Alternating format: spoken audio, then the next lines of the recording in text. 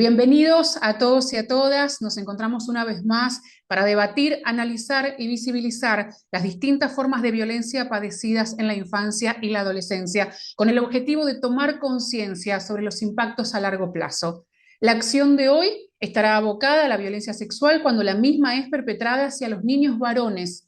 Por ello, se compartirá en primera instancia el testimonio invaluable de un sobreviviente y, por otro lado, se indagará sobre qué acción podemos realizar como sociedad civil para prevenir y visibilizar este tipo de crímenes.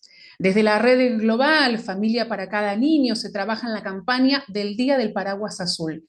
La misma apunta a solicitar a Naciones Unidas que se declare el 16 de abril como Día Internacional de la Prevención de la Violencia Sexual contra los Varones. Ahora sí, damos comienzo a la actividad. Son 4 los oradores que tendremos en la jornada de hoy, de los cuales dispondrán 10 minutos cada uno. La primera en tomar la palabra es Sonia Almada, quien es la directora de Asociación Civil Aralma. Ella es licenciada en Psicología, especialista en violencia sexual y maltrato infantil, magíster en violencia contra niños, niños y adolescentes, género y derechos humanos.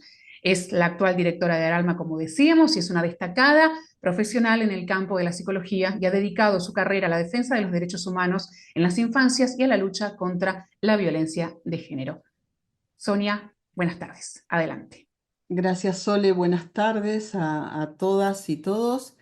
Yo quería comenzar pensando en la imagen del paraguas azul que después nos van a presentar las compañeras que están en Colombia, ¿no? Que es símbolo de resguardo, de cuidado, pero también de resistencia frente a lo que uno podría pensar como una tormenta. Quizás la tormenta más atroz que pueda vivirse en la infancia y adolescencia, la violencia sexual. Las secuelas de este crimen nos acompañan a lo largo de toda la vida y afectan nuestra integridad, no solo la integridad sexual, sino la psíquica, la social, la religiosa, y nos afectan a lo largo de toda nuestra vida. Se trata de un crimen de daño continuado, así se le dice, que no acontece solo en los momentos en que somos victimizados, y esta parte la estoy diciendo como sobreviviente, ¿no? Lo que es obvio, sino que perduran para siempre, en nuestro corazón, en nuestro cuerpo y en nuestra memoria. Por eso hablamos de un dolor que jamás prescribe, de un dolor perpetuo. No solo nos falla el adulto agresor, sino todo el mundo adulto alrededor. Y nos quedamos absolutamente solos ante un drama que es muy difícil de metabolizar cuando somos pequeños.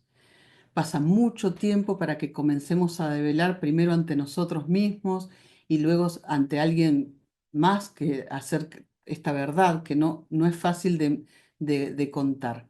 Y no siempre hay alguien que pueda escuchar, porque hablar también ya es un privilegio y hacerlo público requiere de un coraje especial como tiene Federico que nos acompaña hoy.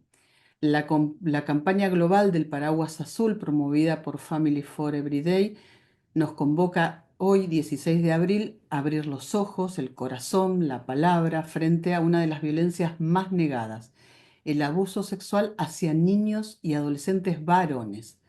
En Argentina nos han conmovido los casos como el de Lucas Benvenuto, el de los jóvenes jugadores de fútbol del club Independiente o los casos de abusos clericales del Instituto Próbolo. Pero son miles y miles los varones que aún callan. A mí me gusta decir esto así, el patriarcado golpea primero en la infancia. A las mujeres desde niñas se nos asigna un lugar brutal, el de soportar el control sobre el cuerpo, el acoso, el saber que nunca podemos caminar tranquilas por la calle desde muy pequeñitas, y el abuso. Incluso en esta lógica se nos concede cierto permiso que es el de llorar y lamentarnos, pero luego, cuando lo hacemos, nos consideran frágiles. Incluso cuando se nos castiga por esto, por lamentarnos, quejarnos y llorar, es como parte del guión, ¿no? Es como parte de ser mujeres y es una forma de minoritización, como dice Rita Segato. En cambio, a los niños varones el patriarcado les impone otro tipo de condena. No deben mostrar el dolor, no deben llorar y no pueden ser vulnerables. Y si fueron víctimas de violencia sexual, deben negarlo y esconderlo. Esto se transforma en culpa y silencio, no hay otra posibilidad. La masculinidad tradicional les prohíbe ocupar el lugar de víctima y eso es tan violento como el abuso mismo, porque es una revictimización. A los niños varones de alguna manera hoy pensaba se los expulsa del lenguaje cuando son víctimas de estos delitos y se les exige una adultez precoz e invulnerable. Nosotros no estamos aquí hoy proponiendo competencias como en un mapa del dolor, ¿no? Hay heridas diferentes por el mismo crimen, pero que nacen del mismo sistema opresor. Y proteger a la infancia, a toda la infancia, de la violencia sexual exige que podamos visibilizar a todas las víctimas, porque lo que no se nombra no existe, como nos gusta decir en los feminismos.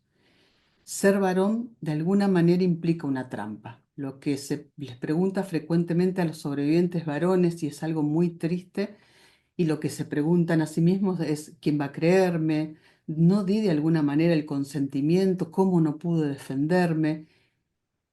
Y yo me pregunto siempre que escucho a un sobreviviente, sea tanto una víctima infantil o adulta, ¿qué palabras puede usar un niño de 8, 9, 10 años que sufrió violencia sexual si hay una cultura entera que le dice que no le debería haber pasado?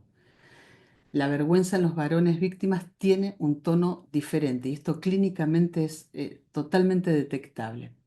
Mientras a las niñas se las culpabiliza de alguna manera haber provocado, a los niños se los hace incluso dudar de su identidad. La pregunta cruel que sobrevuela siempre entre los sobrevivientes y entre las personas que escuchan a un sobreviviente es cómo, siendo un varón, pudo haberlo permitido. No lo digo como hipótesis, lo veo en mi trabajo clínico todos los días, hace muchísimos años, y también lo conversé con Federico. Como suele pasar, pocos escuchan con este tema, como en la mayoría de los casos, también hay silencio y complicidad. A veces es la imagen de la familia, la que se cuida, otra de la institución, el miedo al escándalo, la posición social de los pederastas muchas veces también hace que pese más que la voz de los niños. El tiempo pasa y con él también la posibilidad de justicia. Su caso, el de Federico, como tantos otros, prescribió, como él nos va a contar, y su abogado. Pero Federico no se cayó, no se calla, está aquí con nosotros, luchando no solo por él, sino por todos los que no tienen el privilegio de hablar hasta ahora. La mirada interseccional también es esto: poder hacer visible la violencia contra los niños varones, que también son sujetos oprimidos como las niñas de este sistema adultocéntrico y patriarcal.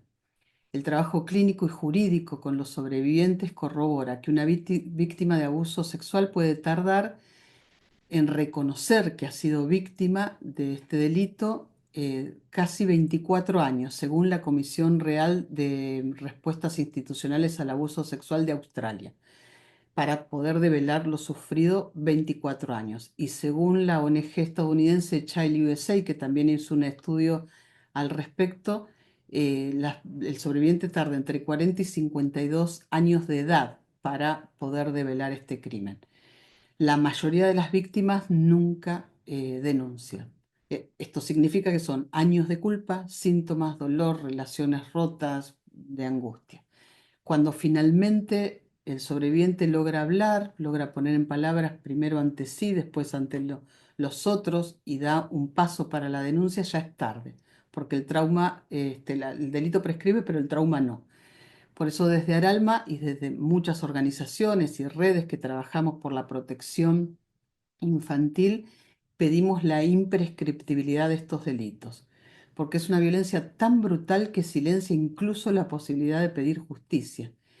Y también ante la falta general de datos sobre la violencia sexual en todos los entornos intrafamiliares y extrafamiliares, y las brechas evidentes en la legislación y en las políticas públicas en Argentina, presentamos dos proyectos de ley. Uno, el de la imprescriptibilidad penal y el cambio de denominación, que lo pueden encontrar en nuestra página web, y también uno para crear comisiones de la verdad y la reparación, sumándonos a la oleada emergente de países de América Latina en que las y los sobrevivientes pedimos verdad, justicia y reparación a los gobiernos. La violencia sexual infantil no tiene clase social, no distingue barrios ni géneros. Por eso prevenir también es visibilizar a los varones, no para quitar a nadie del mapa del dolor, como decía hace un rato, sino para decir con fuerza que no hay niñez protegida si no tenemos una mirada integral e interseccional. Hoy, 16 de abril, abrimos el paraguas azul junto a nuestro molinillo de viento, que es el símbolo de Aralma en la lucha contra la violencia sexual, para cubrir también a los niños varones, para quienes aún no saben que vivieron, lo que vivieron fue un abuso o de alguna manera lo naturalizaron, para que los niños y las niñas que hoy crezcan como adultos que no miren para otro lado, y el paraguas azul y el molinillo de viento no solo como símbolos, también como nuestros gritos de resistencia. Muchas gracias. Gracias, Sonia. Bueno, ahora le damos la bienvenida a Federico Sabataro. Él es sobreviviente de abuso sistemático institucional. Va a compartir su testimonio de lucha por acceso a la justicia en el marco de la prescripción de los delitos de violencia sexual y abordará cuáles son las barreras que enfrentan los sobrevivientes varones. Federico seguramente ayudará a otros que hayan atravesado situaciones similares a poder alzar la voz. Federico, te escuchamos. Bienvenido y adelante. Gracias, Soledad. Gracias, Sonia, también por las palabras. Muchas de las cosas que decías claramente me resonaban y claramente me identificaba con algunas de ellas. Bueno, mi historia comienza, a los 10, 11 años más o menos, me cambio de colegio en quinto grado, me cambio a la Escuela del Sol. Y en esta escuela estaba esta persona, Javier Goldstein, que era profesor de arte y también instructor en algunos campamentos. Bueno, era un profesor joven, constantemente buscaba una relación de paridad, ¿no? Como más de amistad en vez de profesor-alumno. Y bueno, yo era una persona dentro de todo tímida, callado. em, Creo que era un blanco, digamos, perfecto para un depredador como terminó siendo él. Pero bueno, a mis 10 11 años lo conozco a Javier. Él era, como comentaba, profesor de arte. Y bueno, él iba midiendo hasta dónde podía ir, digamos, manipulando a una mente de un niño de 10 11 años. Y bueno, con juegos de fuerza, al principio, ¿no? Como decía, él buscaba una relación más de paridad, entonces quizás en algún momento que no había tantos adultos alrededor, otros profesores, en estos juegos de fuerza. Tal vez empezaba ahí algún manoseo, algún manoteo. Yo ahí al principio estaba como medio, bueno, desconcertado, ¿no? No sabía si estaba bien, si estaba mal. Pero bueno, era un niño, estaba como creando todos esos parámetros y bueno, creando esas creencias y bueno. Entonces, con esas manipulaciones que contaba hace un ratito, él iba viendo hasta dónde podía tocarme, hasta dónde podía también manipularme con las palabras, diciéndome también que lo que pasaba estaba bien, pero que no lo tenía que saber nadie. Entonces, bueno, yo también me sentía como especial por parte de esta persona, ¿no? Porque parte de su manipulación era hacerme sentir especial, darme un poco más de atención que al resto de los alumnos. Y yo por ahí pensaba, bueno, sí, normal, si me acabo de cambiar de colegio, quizás necesito un trato un poco más detallado, más personalizado. Y bueno, Javier en todo momento se ocupó de hacer con esa manipulación, bueno, ir vulnerándome un poco cada vez más. Y bueno, estos manoseos que al principio eran por encima de la ropa, después, bueno, empezaron siendo más, bueno, de abuso sexual. Y también, como decía hace un ratito, en mi mente, en mis creencias, no estaba mal lo que estaba sucediendo. Al principio era como, bueno, es así, lo entendía de una manera. Y con el paso del tiempo y también cuando fui creciendo, quizás a los 12 o 13 años, también quizás algo en mí notaba que no estaba bien lo que estaba sucediendo, me cuestionaba cosas, pero a la vez, siendo un niño, no lo hablaba con mis amigos ni siquiera, no lo hablaba con mi familia, que quizás también mi madre en algún momento notaba algo, pero yo cuando me preguntaba elegía callar, porque también pensaba que, tal como me había dicho Javier, lo que estaba sucediendo estaba bien, pero era algo privado entre él y yo. Entonces, bueno, en cierto momento de este vínculo extraño y no sano, también o sea, decido cambiarme de colegio. También recuerdo el relato de mi padre hace poco que dijo como que le sorprendió esa decisión tajante que yo siempre era como más de consultar, de dialogar. Y esa decisión de cambiarme de colegio fue como, me voy y me voy, ¿no? Como con creo que 14 o 15 años, que me cambio de la Escuela del Sol, me voy a otro colegio. Y bueno, claramente era por este tema, para escapar un poco bueno, sí, de ese abuso, de esa violencia y de toda esa manipulación y de toda esa situación perversa que me tocó vivir. Y sí, como varón, siento que quizás es una barrera extra que hablar de los sentimientos, hablar de lo que me pasa, si estaba mal, era algo quizás que un hombre, un adolescente tenía que guardárselo, tenía que ser fuerte, tenía que, ¿no? Como que cumplir con esas expectativas de la sociedad que en ese momento creo que hasta un poco más que hoy en día siento que por ahí es un poco más abierto todo eso y se permite quizás un poco más el tema de las emociones en niños varones. Eh, pero bueno, yo sentía eso, ¿no? Que tenía que ser fuerte, que seguir manteniendo mi eje, mi centro, mi fortaleza, no pasa nada. Entonces decidí eso, seguir con la vida, con mi vida, haciendo como que no pasó nada y ocultando, no, tapándolo, dejándolo abajo de la alfombra por muchos años. Eh, Claramente tuvo secuelas, tuvo consecuencias en mí, que gracias a Dios y gracias bueno, a todo mi entorno, gracias como decías antes, al privilegio que tuve de tener una familia que escucha, acceso a terapia, psicólogos. Siento que después de largo tiempo hablarlo, pude hablarlo con mi psicólogo.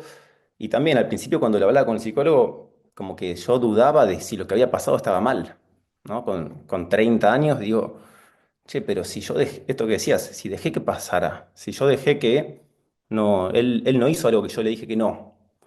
Entonces en esa contradicción o en esa cosa interna que pasaba dentro mío y gracias, como decía recién, al privilegio de tener a un psicólogo que me acompañó en todo este proceso, pude, bueno, también darme cuenta de que primero que era un hecho de violencia sexual, y que como tal era un hecho que podía yo denunciar, ¿no? Porque también hasta cierto momento era, bueno, ¿está mal o no está mal? Sí, está mal. Y después, bueno, darme cuenta de eso, que podía yo acceder a hacer esa denuncia. Que bueno, ahí es cuando hablamos bueno, que yo también hablándolo con mi familia también, mi padre es amigo de Juan y por eso también nos ayudó un montón en entender un poco el proceso, porque también en mí, sabiendo ya que estaba mal, que podía denunciar tal, no sabía bien por dónde ir, a dónde llamar, a dónde... Entonces, en esa incertidumbre era como, bueno, como no sé, no hago nada. En ese como desconocimiento de acceso a la ley, digo, no hago nada. Entonces, bueno, ahí es cuando entra Juan y con todo su conocimiento y también masticado para que yo lo pueda entender, es que entiendo que el proceso en Argentina es muy sencillo, simplemente es llamar a un teléfono y decir lo que sucedió y en qué año, y ya ahí se inicia el proceso. Me sorprendió lo fácil y lo rápido que fue, pero me faltaba esa información que Juan, conociendo la ley, nos brindó. Em, entonces, bueno, creo que en resumen, eso sería un poco mi historia. Gracias a todos por el trabajo y bueno, la dedicación que hacen para prevenir. Yo si estoy acá hoy es para justamente en parte sanar y también en parte, bueno, dar mi granito de arena y transformar ese dolor en algo un poco más positivo. Así que gracias Sonia, gracias Soledad y bueno, también Estela y Juan.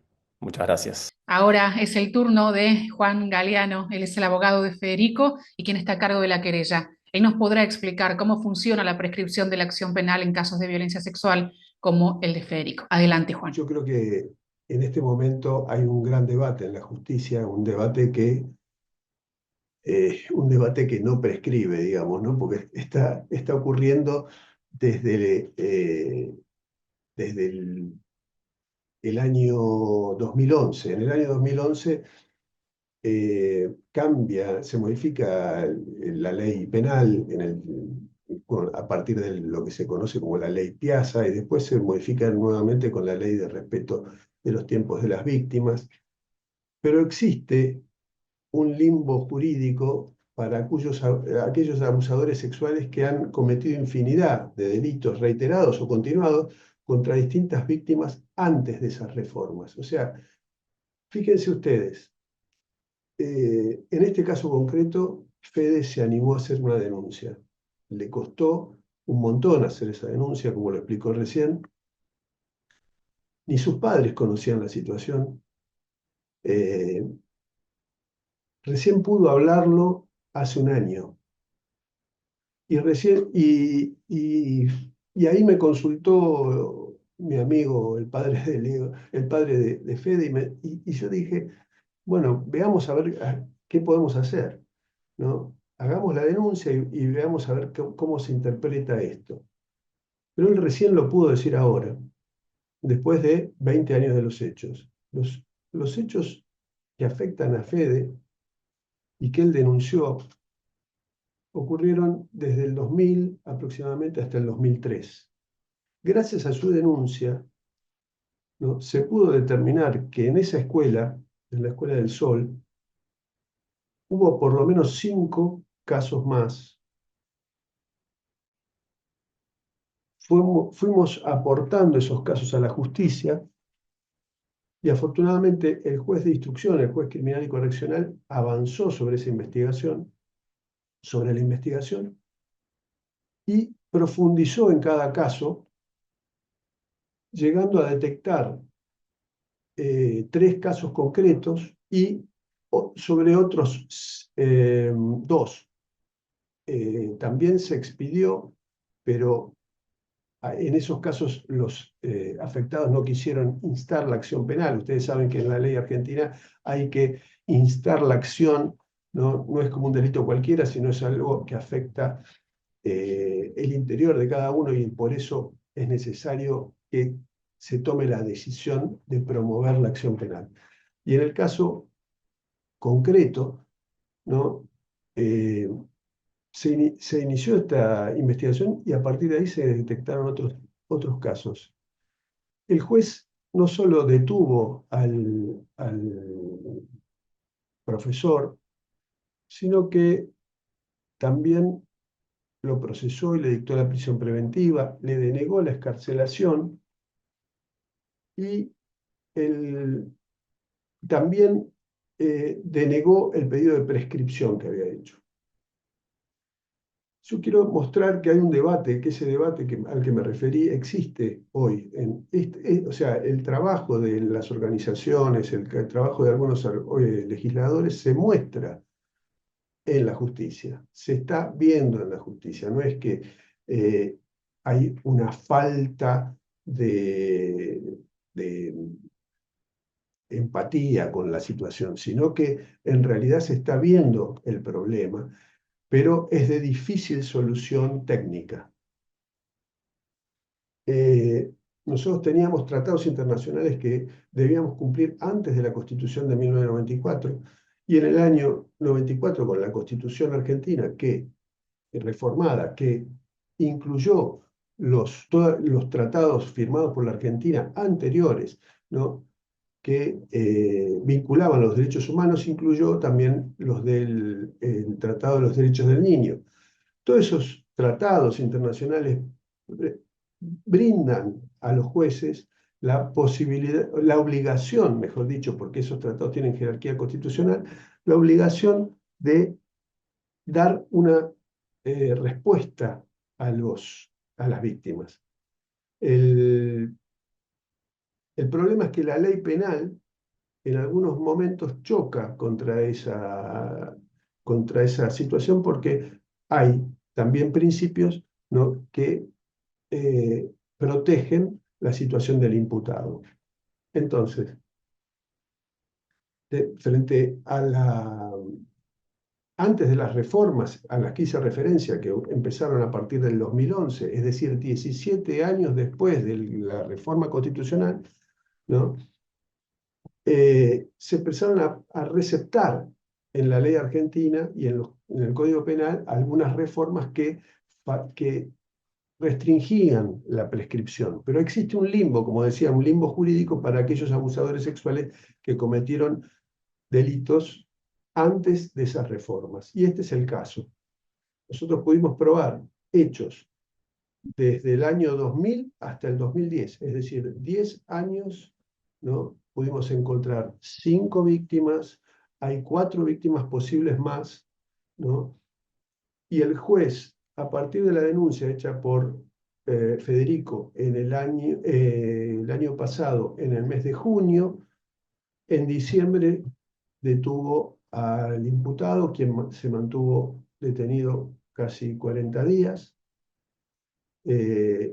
hasta que la Cámara, por un fallo dividido, decidió el sobreseimiento y la prescripción de este señor. Que quede claro, y esto es importante que se conozca, lo que decide la prescripción es que es la extinción de la acción penal, es decir, se acabó el interés del Estado, digamos, en perseguir a ese imputado por el transcurso del tiempo.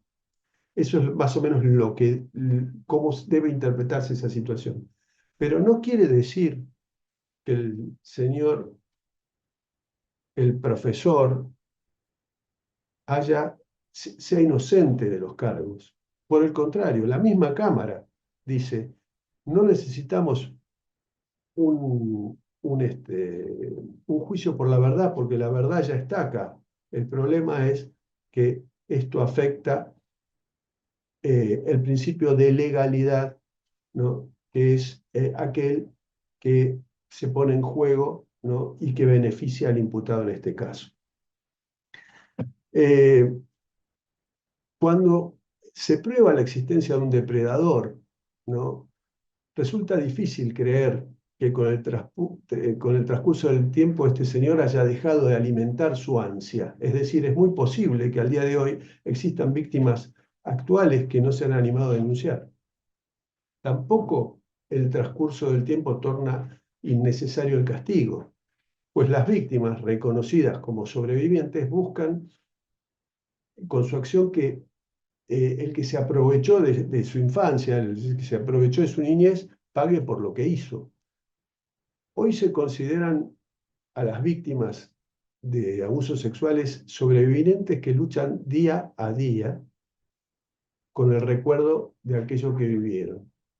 Una palabra, un aroma, un olor, un ruido, un sonido, una música, lo lleva de nuevo a ese lugar siniestro donde vivenciaron el horror que vienen arrastrando.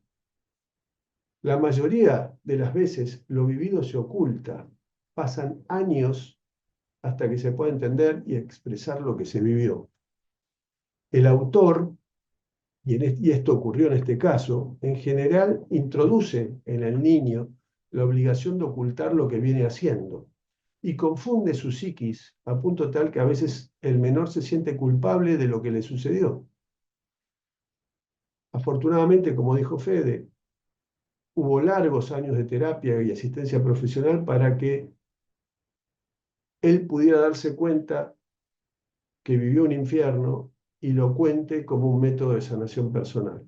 ¿Mm? Por eso es importante la denuncia. Miren que desde esa denuncia, que era nada más la sanación de Fede, surgió la sanación de otros tantos. Eh, y yo creo que este es el punto de reflexión que se le pide a los jueces. Yo creo que por ahí pasa el asunto, puesto que no puede beneficiarse al autor con el transcurso del tiempo si fue el mismo autor quien generó la imposibilidad de contar los perjuicios. O sea, lo que debe considerarse es que el depredador no solo es autor de los hechos de abuso, sino también del silencio que lo favorece. Y sobre este punto, la mayoría de los jueces no han puesto la atención. Nosotros hemos llegado a la etapa de casación. eh, Reconocemos que hay una tensión entre esos dos intereses fundamentales. Por un lado, el derecho de la víctima a la justicia y al castigo, con el correlativo deber del Estado de investigar y sancionar las violaciones de sus derechos, y por el otro, el principio de legalidad, según el cual para imponer una pena a un ciudadano, la conducta que realizó el autor debe haber sido descripta antes de que cometiera el hecho. Ese principio se extiende a otros aspectos como la ley penal más benigna, y, y yo creo que esa extrapolación que se hace, ¿no?, es la que afecta al principio de igualdad. Porque no puede ser que nos encontremos, por ejemplo, con un hecho cometido en el año 2011, ¿no?, después de la reforma de la ley, donde la víctima, el sobreviviente, pudo denunciar el hecho y generó una condena, es decir, un hecho ocurrido después del 2011, generó una condena en una persona que está cumpliendo, vaya a saber cuántos años de prisión por lo que hizo, y por 2 días de diferencia, porque no existía esa ley, hay infinidad de autores, de delincuentes, de personas que se salvan de alguna manera, ¿no? No tienen igualdad frente a la situación, ¿no?, que aquel que fue condenado por 2 días de diferencia. Eso desde el punto de vista del imputado. Y desde el punto de vista de las víctimas, ¿no?, tenemos que la víctima en un caso obtiene una satisfacción personal porque se ha probado la existencia de un hecho y se ha conseguido una condena, y en el otro caso, ¿no?, esa lucha, ese coraje de haber puesto en manos de la justicia la situación, no encuentra respuesta. Entonces, yo creo que eh, es importante, ¿no?, que este debate se siga dando. Es importante que se siga intentando eh, mostrarle a los jueces esa imposibilidad que tienen los hombres de contar los abusos sufridos, ¿no? Y es importante que ese transcurso del tiempo, no sea una valla para obtener las condenas. Yo tengo confianza en que los jueces van a poder hacer a partir de nuestros planteos una nueva reflexión sobre el tema, y tengan presente que hay 7 casos, ¿no?, en la Corte Suprema de Justicia de la Nación que esperan solución con planteos similares al que estamos haciendo con Federico en la Cámara de Casación. Bueno, muchísimas gracias. Espero que se haya entendido. Cualquier consulta, estoy a disposición. Muchas gracias. Muchas gracias, Juan.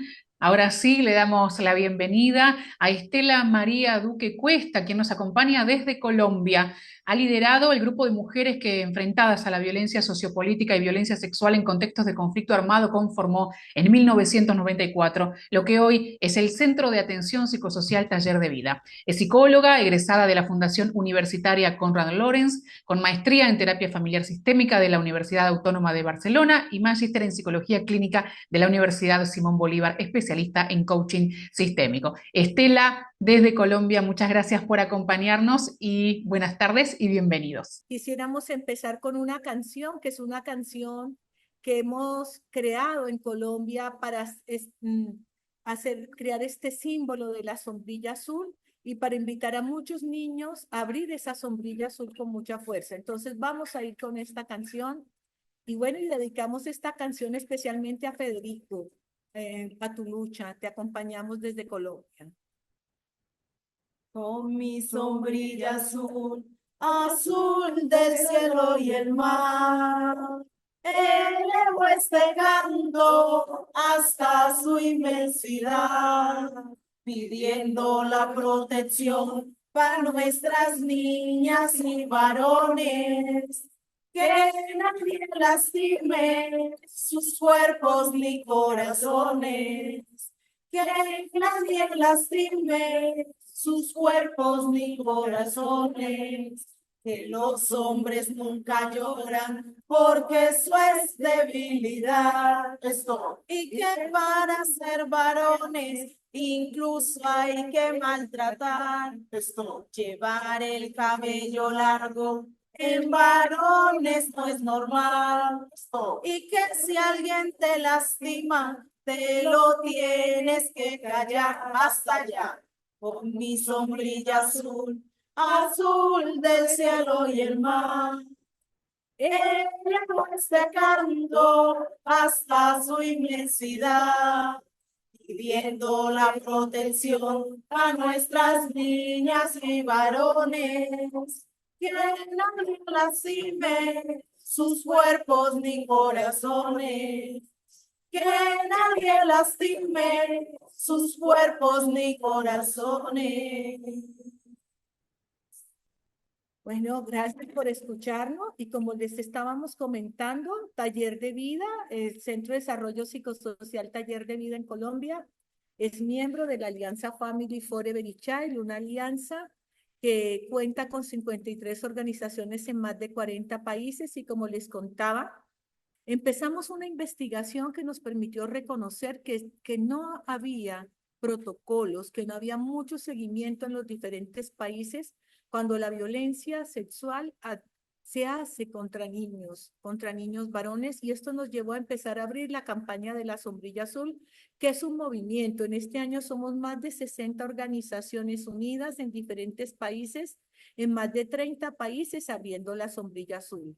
Tenemos un objetivo y un propósito, y es declarar el 16 de abril el Día de la Sombrilla Azul, y que Naciones Unidas reconozca este día como un día para hacer visible la violencia contra niños varones y también que haya más procesos de acompañamiento y seguimiento y reconocimiento de esta violencia como violencia de género.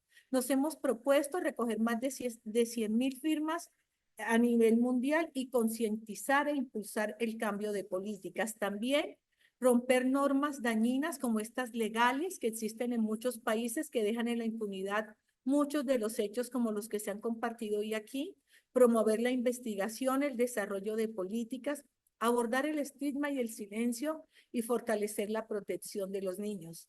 Los invitamos también a escanear el código y a firmar y a sumarse a la campaña de la Sombrilla Azul. Por otro lado, en Colombia, nosotros como Centro de Desarrollo Psicosocial Taller de Vida, estamos impulsando la campaña en más de 10 departamentos de nuestro país para que en Colombia es un país también atravesado por situaciones muy lamentables, parecidas a las que ustedes comentaban al inicio, donde cada 30 minutos mínimo hay 12 niños que sufren violencia sexual y en muchas ocasiones no se reporta, no se hace seguimiento y queremos que se reconozca y se tenga en cuenta el cambio a nivel de políticas, a nivel legal. Esto es la realidad que estamos enfrentando.